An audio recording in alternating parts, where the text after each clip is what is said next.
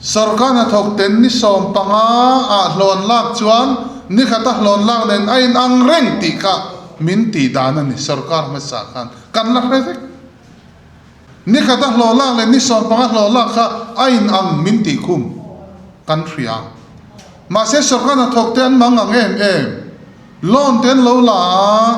bengin an lo thinga arul hun bi a oma thatinin chuta an rul chuanga ya chu wang chon ni khata lo lak le ni som panga lo lak ki aloin ang mia lo ti sarkar na thok te tang khan a chiam em ani ma se tun kan sarkar pulal do ma kan chi minister zom tak kai khoina nuaya kalphung thar pui sarkar a chuan chu tiang chom ve to lo thatira lo an na zat ani tin he kan sarkar thok te po hi maksa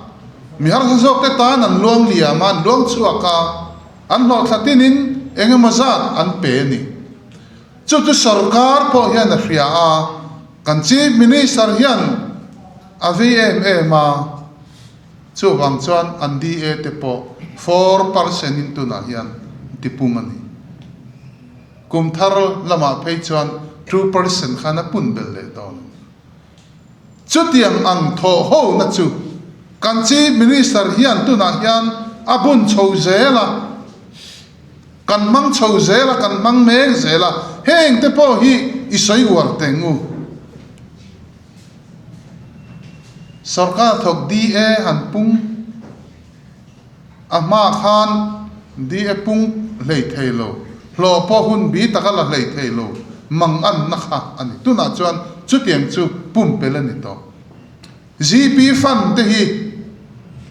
ke rimon po hian ka siak tam khop mai ni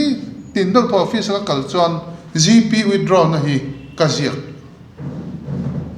karil rui na ngai tua kan siak zong zong hi ke mai na ka lo siak rimot pa kan ngai tua thri na tam khop maya an pevek ani ka ringa kan la thailo tia min non fi tu ma kala khelo chu wang chon cp fan po hi ama mo tu te ne na kan sarkar chuan a pesel ani hen te po hi soi tam de te po hi thalo mo